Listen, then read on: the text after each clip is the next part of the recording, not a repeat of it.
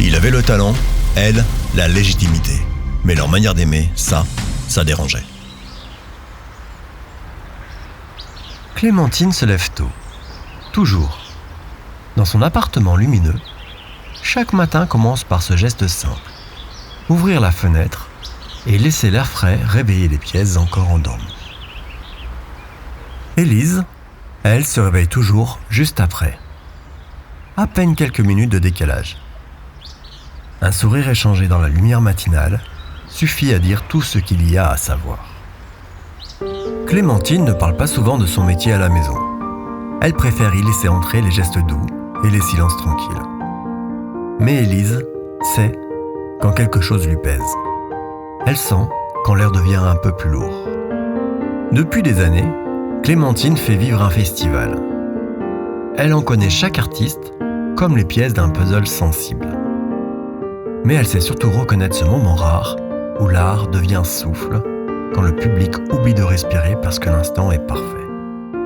Cette année, ce souffle a le visage de Raphaël. Elle le suit depuis ses premiers pas maladroits.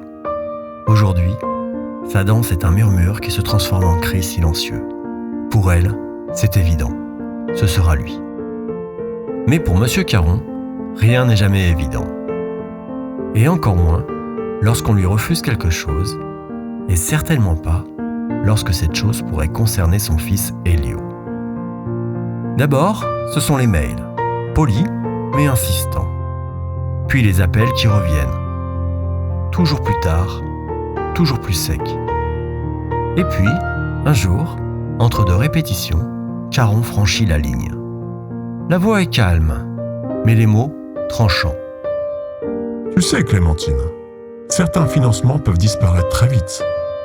Sans mon soutien, ton festival pourrait perdre beaucoup de choses essentielles. Clémentine ne répond rien. Mais ce soir-là, Élise sent ses épaules crispées. Elle ne dit rien non plus. Elle pose juste sa main sur la nuque de sa compagne. Parfois, les gestes suffisent. Quelques jours plus tard, devant témoins, c'est à peine une remarque, une phrase qui s'échappe comme par accident. Les artistes parlent vite entre eux, tu sais. Et les réputations, ça se défait bien plus vite que ça ne se fait. Mais le coup final arrive la veille de la programmation définitive. Un message laconique, brutalement clair. Sans Elio, il n'y aura pas de public. Pour Monsieur Caron, ce n'était pas seulement une question de place sur scène. C'était une question de monde. Un monde où certains amours n'avaient pas droit de citer. Il n'a jamais aimé Raphaël, ni Clémentine, pour ce qu'ils étaient, simplement. Mais la vie n'est jamais faite que de pression. Elle est faite aussi de rencontres. Un soir, dans un couloir désert du théâtre, elle croise le marionnettiste, un artiste qu'elle connaît depuis longtemps. Il lui dit simplement « Clémentine, tu as toujours laissé l'art respirer. Ne commence jamais à retenir ton souffle. » Cette phrase suffit. Le jour venu, c'est Raphaël qui monte sur scène. Il danse comme si plus rien d'autre n'existait, comme s'il voulait réinventer le silence. Monsieur Caron est là aussi, assis dans l'ombre.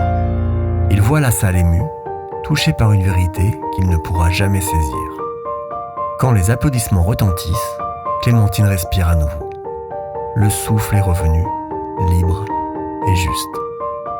Ce soir-là, dans leur appartement en plante grimpante, Élise pose à nouveau sa main sur la nuque de Clémentine. Mais cette fois, le silence ne calme pas une tension. Il célèbre une victoire silencieuse. Il y aura toujours des carons, des pressions, des phrases assassines. Mais il y aura aussi toujours ce souffle qui traverse tout. L'art, l'amour et cette douce certitude d'avoir fait ce qu'il fallait. Et ça, personne ne pourra jamais le leur enlever. Ce n'est peut-être pas arrivé, mais c'est vrai quand même.